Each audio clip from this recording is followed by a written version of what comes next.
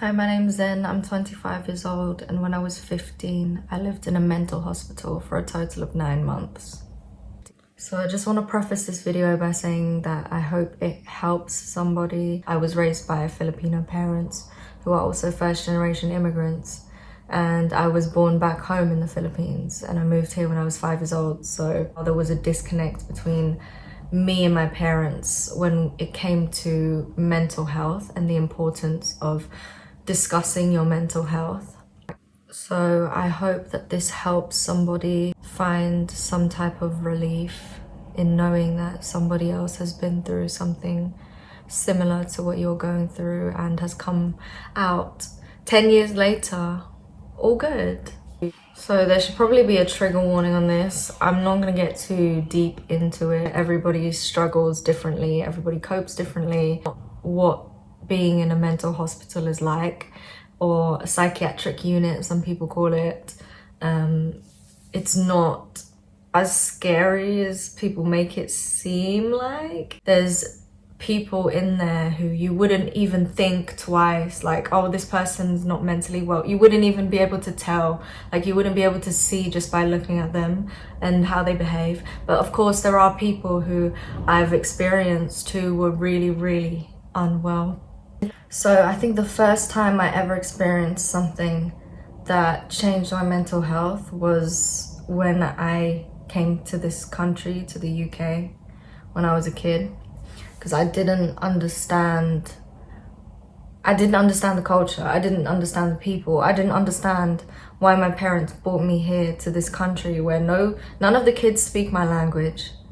None of the kids look like me. In East London 20 or so years ago, it wasn't how it is now.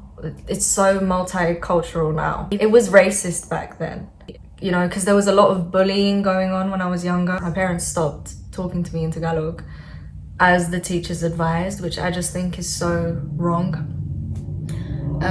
But I don't blame my parents. That's the thing about this whole process, is you kind of just have to just learn to accept what has happened and just let it go. Like, it was not anybody's fault in particular that this happened to you. It's just, this is just how the story was written. This is how it was meant to be. So because of this, because of the culture shock, because of feeling out of place, because of feeling like I wasn't even in touch with my own culture, my own ethnicity, my own background, my roots. So since a young age, I feel like I just didn't fit in. I feel like I couldn't relate to my family anymore. I just felt very isolated and I didn't understand why. This didn't manifest itself until later on. When I hit my teenage years, I started getting anxiety attacks. It started in particular lessons, like PE.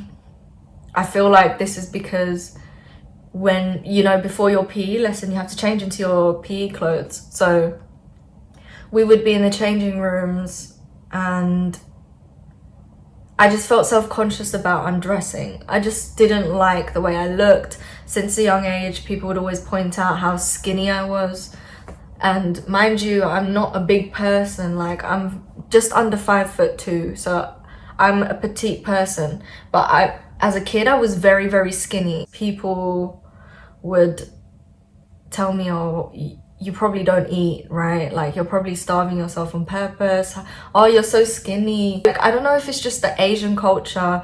I know certainly with Filipino culture, sometimes like there's toxic family members and stuff like this. We had a lot of people who were Filipinos that we used to hang out with, Filipino families, and we would always plan like camping trips and outings together. And we ended up going to the swimming pool. And there was one particular family, I don't want to be mean, but the parents were the type of people who would just gossip about everybody behind their backs. Especially the wife. Children were kind of the type of people who had no filter, you know. This woman's kids literally like started making fun of me because I had no tits. And I must have been like maybe like 13 years old, 12 or 13 years old. But they were like, oh, you're so skinny, you have no boobs. And I was like, what the fuck? And then I even overheard like the mum talking to the other parents, the other mothers, and saying in Tagalog, oh, Thingy's daughter is so skinny, like talking about me. Well, I really felt like, what the fuck? Like, people actually notice these things. And then I started to notice it because people were pointing it out to me. Also had some issues that started with how I perceived myself, my body, the way that I looked. The first ever panic attack I had, it was very, very embarrassing. And it felt like I was gonna drop dead. I couldn't breathe correctly. My heart was racing. My hands and feet started to go numb and I feel like I couldn't stand. And then I just felt like I wanted to throw up. I quickly ran outside. There was like a fire exit door that led straight to the outside playground. So I literally busted through that door and went and just leant over this bench. And one of my classmates, she came out and followed me and was like, are you okay? Like, is everything all right? And I just couldn't speak, I couldn't breathe, I was not sure what was going on. And then she called the PE teacher, and then the PE teacher had to leave the lesson and escort me into their office, and I just freaked out. Like, I remember just freaking the fuck out, and then she had to call the school nurse, and then the head of year even came and spoke to me and was like, oh, it's probably heart palpitations. Like, nobody even thought that it was like something like a panic attack. I still had these feelings of low self-worth. I still felt that I didn't fit in. I would still dissociate at certain points. And I started to get really depressed. I started to have this weird, like, I want to say like obsession with anorexia. I started to read about people restricting their diets and exercising a lot because I don't know, I didn't think I was fat, but I just didn't like the way I looked, so I thought, let me change something about that. And then I started to also self-harm. Yeah, I was literally eating like an apple a day and drinking a glass of water and having some roasted peanuts and a Boost chocolate bar in the morning, and I thought that was going to be enough for me. So fast forward a few months and I just started getting more panic attacks, but it was not really inside school, it was at home, because my home situation wasn't the best either. My parents were going through it and my mom was actually dealing with some mental health problems, but of course in the Filipino household you don't really talk about stuff like that, so I didn't really understand that my mom was also going through some mental health struggles as well. But it kind of just affected us as kids. I'm the eldest of 4 siblings. The thing is, like, when you are not mentally well, sometimes you take it out on other people. My parents were taking it out on us as children because they were going through some shit that they didn't really know how to deal with. I wasn't very magnetic, and I was very bad at communicating with people, so I didn't really keep any friends. When I just turned 15, that's when my mental health started to decline quite rapidly. I started to get paranoid about certain things. I was freaking out in a lesson. Teacher's assistant noticed and pulled me out. And she was like, I think you need to see a doctor. Whilst I was sitting in this room talking to this lady, I could see something in the window and she couldn't see it.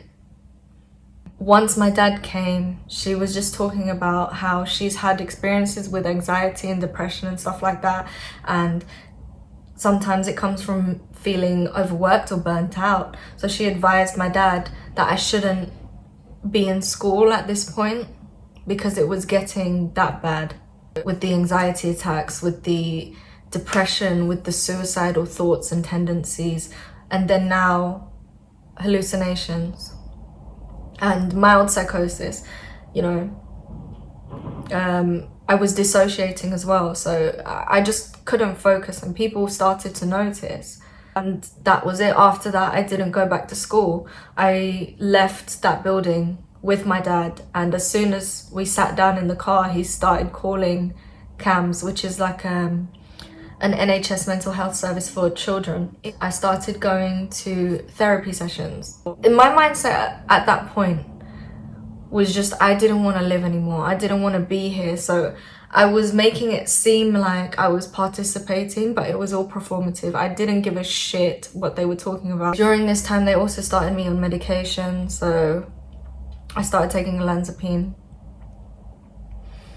and a little bit of melatonin to help with my sleep because I wasn't sleeping. I also had someone who was coming to visit me at home as well, to have like at-home sessions. It wasn't quite therapy because he wasn't a doctor. The person who was coming to my house was not a doctor, but I was just going along with it.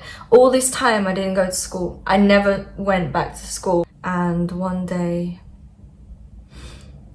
I went into a really bad episode and I took some of my mom's medication, pain medication, a whole bunch of it, and I just started self. The thing is, because I took those medications, I was so numb, I could not feel a single thing. So I really fucked myself up. And my parents saw like the evidence of me. They got way stricter on me. They wouldn't let me go outside, and then I wanted to rebel even more because I was like, why are they restricting me? But I didn't see my parents as people who wanted to look out for me. I just had that mentality of just always having a chip on my shoulder, like it's me against the world, like fuck everyone, nobody understands me, nobody, you know, loves me. That was my mindset back then. So my parents told this to my therapist and they said that they were scared. They were genuinely scared. So they recommended this place. I don't know if I want to say the name, but this establishment, after I left, there was this like investigation. I don't know, it was just like quality control, I guess, where auditors, they come to make sure that you're following like certain practices that are put in place and safety requirements. And this place did not pass. So they shut down and they had to change management. There were day patients, so kids would go in there for the day, like school, you know. You would just come in the morning, do the program, you know, you'll have lunch as well and a break time, and then you would just go home back to your family after. We're inpatients, so people who were living there, who were getting treatment and residing there as well. So initially my therapist referred me to the day patient program. The first day I was there, obviously they introduced me to all the nurses and professionals. Got to interact with the other children who were there for treatment as day patients. You know, the day patients wouldn't really interact with the inpatients unless it was like on a lunch break. And then at the end of the day, I had to wait to see the doctor, and the doctor was the one who was going to assess me and then come up with a plan, a treatment plan, I guess. So she's asking me questions and I felt quite vulnerable at the time, I remember, and I just felt like I had to tell her everything for some reason. I think the way she was asking me questions, it just made me want to open up. It felt like it was genuine. So I told her, yeah, I'm not doing great and I really want to off myself, and I have a plan on how to off myself. It was a decision that she made to keep me in a room overnight. So I was admitted as an inpatient. She told me just for a day or a couple of days until I feel better. And I was crying. I was bawling out in tears at this point, and the session had finished. She'd gone outside to see my parents and told them the news that I would be staying here overnight, that they needed to come back and bring my pajamas, you know, toothbrush and whatever I needed, but they just couldn't bring certain items, you know, because you're not supposed to have like certain things. We weren't allowed to have a mobile phone as well. Deep down inside, I kind of felt good that I didn't have to go back home.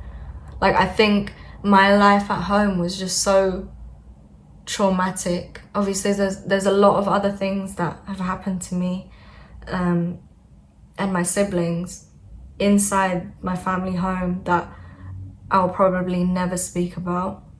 There was sort of this sense of relief that I didn't have to go back. It was kind of like my way out, like my ticket out. I felt good but bad at the same time. Having said that, the first night I spent there was horrible. I could not stay asleep. I couldn't fall back asleep. It was just, time felt like it never ended. The night felt like it was 10 years. I would suddenly wake up in a terror, sweating, drenched in sweat, and then feel so paranoid, and I would see things in the corner of the room that weren't there, and I was hiding underneath the blanket because I was terrified that there was somebody on the other side of that door, even though I was in a room alone. And it was just the worst night's sleep I'd ever had. I just wanted it to be over. I can't describe to you how terrifying it was, because I had no idea what I'd gotten myself into. I didn't know where I was. I didn't know if I was really safe. And my parents were just concerned about me. They were speaking with the doctor like, is it definitely gonna be just one night, like 1 or 2 nights? It wasn't 1 or 2 nights. I ended up living there for about 4 months. And then I left for a month. I got discharged and then readmitted because I wasn't really like doing well. I just wanted to get out, and I was readmitted for another 5 months. So in total, I was living in this mental hospital for about 9 months. After they told me it was just gonna be 1 night. So luckily I was never sectioned. This is how twisted I was. Part of me wanted to be sectioned because, you know, when you're in that stage of mental illness where I was so fucked up in the head, and people think like just because you're in a unit that everything must be monitored and under control. If you put people together in a confined space who you're trying to restrict and control, they're gonna find a way to do what they want to do. They're just gonna find a way to do it somehow. So people were still self-harming inside. Nobody could monitor that really unless you were under 24-hour surveillance. And because of the state that I was in, first of all, I had to be on bed rest because they wanted me to stop burning calories. So I was not allowed to leave my room. I couldn't get out of bed as well. And that was my life for about 4 weeks into my admission. And then I was allowed to go outside and interact with other people. There were some patients that were so messed up that they had to be on one-to-one, like someone always had to be following them. There were some people in there that I had no idea why they were in there because they did such a good job of masking what their illness was. And there were some people in there who were oversharing, like they would tell you their whole life story about how fucked up they were. And it was kind of a twisted thing where people would be in competition with each other, like, how fucked up are you? Like, I'm more fucked up than you. We weren't really the best influences on each other, but I remember there was this one girl who got admitted who was really, really severe, and she should have been put into the severe unit immediately, but for some reason she was let into our unit, which was for patients who were less severe. But she had severe schizophrenia. I think it was paranoid schizophrenia. But she kind of grew on me and would just come to me because everyone else would like not want to interact with her because she would scream things that were very triggering, like screaming the R word and stuff, like randomly because a staff member was approaching her. This is when she first got admitted. She would just be in the corner of the room for like 2 days straight, just sitting like this on the floor and just talking to herself. And one time she called me, she was like, listen to the shower, it's talking. This was when I was on medications. I was getting better. I was actually participating in the activities and therapy. So I wasn't as messed up as I was in the beginning. So I was a bit more sane, and hearing her talking like this, it intrigued me. It didn't scare me, but it just intrigued me, and I was like, is this what it's like on the other side? Like, and I could do nothing else but just play along with her, like, yeah, I can hear it too, but what's it saying, you know? This is the good thing about this place, is I finally had my own space. I had my own room, and I could design it exactly the way I wanted to. I would make drawings and just put them up on my wall. So there were dorm rooms, and then there was the toilets. They were like shared toilets. You didn't have a toilet inside your room, you know, like an ensuite. You had to share the bathroom. And then they had a girls' lounge right at the end of the hallway where all the dorms were. A girls' lounge. Like, guys couldn't go in there, but to be honest with you, most of the guys who were inside the unit were gay, so they kind of would come and chill with the girls in the girls' lounge anyway. And then the staff would tell them, like, you can't be in here, you're a boy. And he's like, and then and the guys would be like, yeah, but I'm gay, so you gonna kick me out or what? And then there would be the main lounge at the front of the dorms, at front of the hallway, where they had like a TV and stuff like that. But the TV, they would restrict which channels you could watch. So the only thing that we would have on was like MTV top chart. One song that was on the top charts for so long was Mr. Prob's Slowly Drifting. Also Tuvalu, Stay High. Inside this unit, they started giving me medications. So I started on sertraline, quetiapine.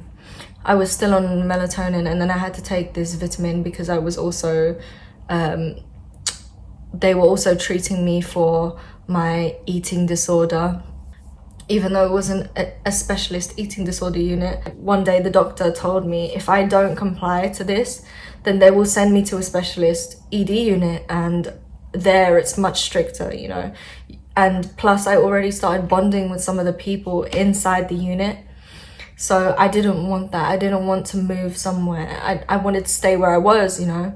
They put me on a meal plan, and I was starting to gain weight. They put me on medication, and after a few weeks it started to help me. I did have my episodes where I had experiences where I had to be restrained. I had to be dragged out of the room. I remember one time, like, I was sticking to my meal plan, and then at one time I just felt more hungry. I don't know, I just wanted a bit more food. I felt like I could fit a bit more. The staff have to be very strict with the meal plan, because not only was I restricting, but you could also like binge and purge.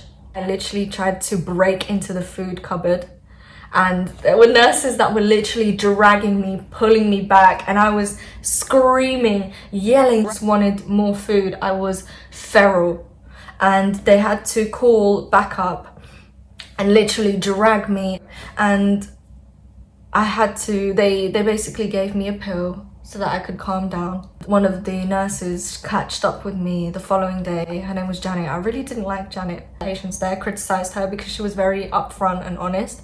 But if you got to know her, like if you warmed up to her, that she was the sweetest person ever. And she actually said I was very strong. Like, that was the first time that she found it hard to restrain someone, especially someone of my size. Because I was just not quitting. I wouldn't give up. I wanted my extra sausage roll, do you know what I'm saying? And a bit of cheese. I just wanted a bit of cheese from the cupboard, like, that's it. So they would have agency staff working there sometimes as well, which is kind of a bit like, with these agency staff, no one would trust them. Because they would be in and out, like, they weren't permanent staff. Because I had to stick to a meal plan, there had to be a staff member monitoring me whilst I eat and timing me. That day I was just so hungry, and the lady was saying I was doing such a good job, you know. She was telling me, you're doing really well, I'm so proud of you, you know. And then I asked her, can I eat more? Can I eat more? She was encouraging me. She was like, yes, you can eat more, you're doing so good, like, I'm so proud of you, you're doing well.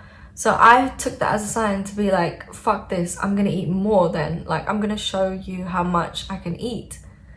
And it just snowballed from there. I asked for more food. With her permission, she gave it. And the chefs, like, they didn't say anything because they were like, oh, she's a staff member, she knows what she's doing. So she was feeding me more.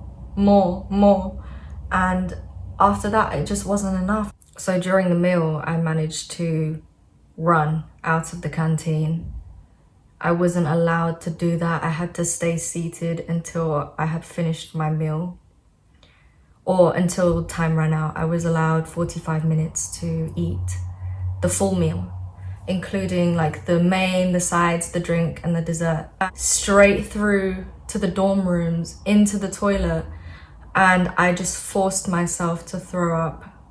And very quickly I could hear the staff members, you know, shouting and running towards the toilet, but I had locked myself in.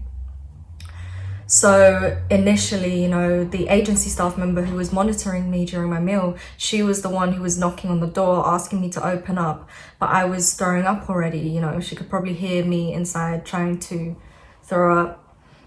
So she called the other staff for backup, I guess. And then they all kind of tried to talk me into opening the door. When they realized I wasn't going to open the door, they forced their way in. They probably have master keys that unlock the bathrooms and dorms, even if you try to lock it from the inside. And I was grabbing onto the toilet, trying to make sure that I threw up every last morsel of food. But they were trying to stop me. They were literally grabbing me by my waist and trying to yank me from that toilet. But I was just grabbing onto the toilet itself. Like, my hands were inside the toilet bowl. I did not give a fuck. And they were threatening to inject me with, you know, like the medication that they use to calm people down. They had to drag me out of the toilet and into the medical room to take medication because they wanted me to calm down. I just completely kicked off.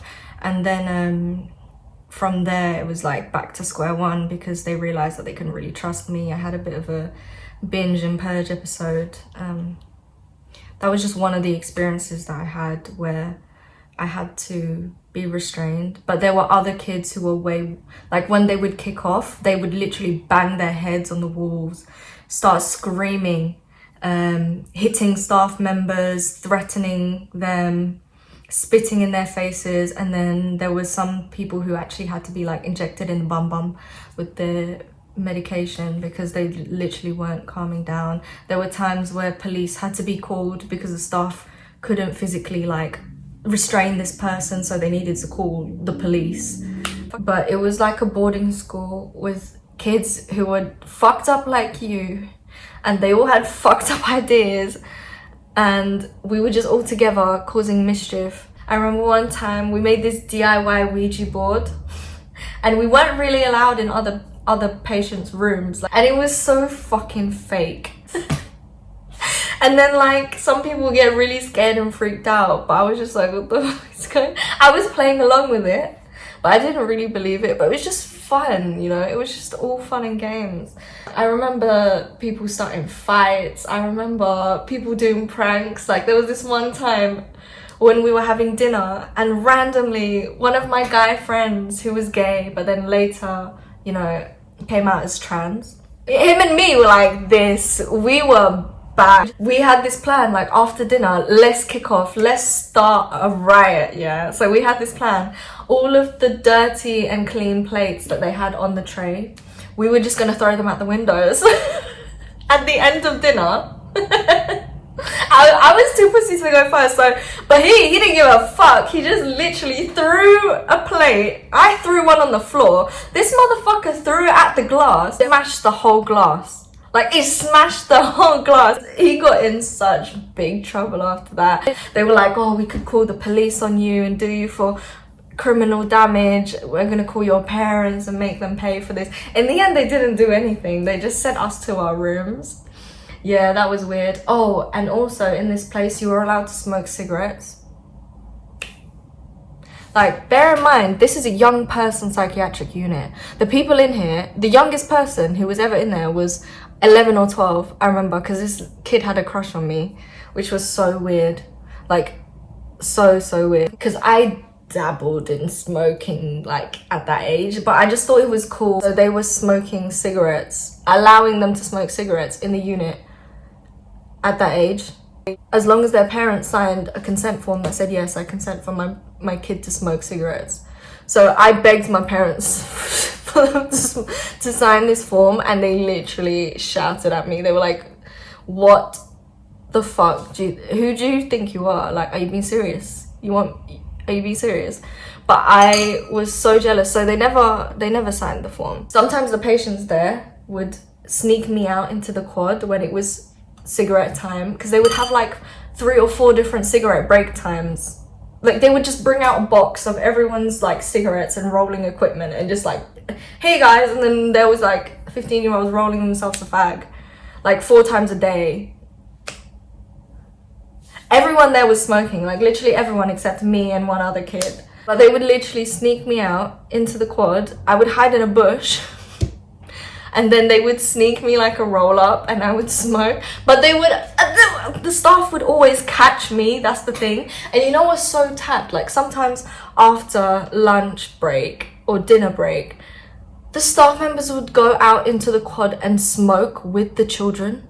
Obviously we would have our lessons and stuff. They would have a program for us. Some kids wouldn't join in. I would love to join. I love joining in. I liked doing the art lessons. I liked doing the music lessons. We would even have like talent shows and that during the summer for the kids who couldn't leave the facility for the summer holidays, but most of the kids could leave for summer. And depending on how well you were doing in the unit, they would let you have leave on the weekends, so they would let you have the whole weekend off. It just depends on how stable you were. We would sneak out or try to like escape the unit. It was just, in terms of like memories and stuff, it was a really good time in my life in terms of experiences. Like, I got to experience different people. It helped me to mature a lot. To be honest with you, the staff and the therapy, it didn't really do much for me. It was more having the experience of being around other people and feeling like I actually fit in somewhere. As fucked up as this place is, it actually made me feel like this is somewhere where I belonged.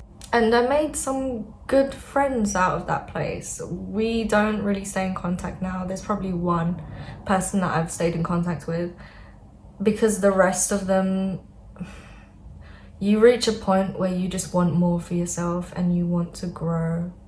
And it's hard, but sometimes that means leaving people behind and just letting go.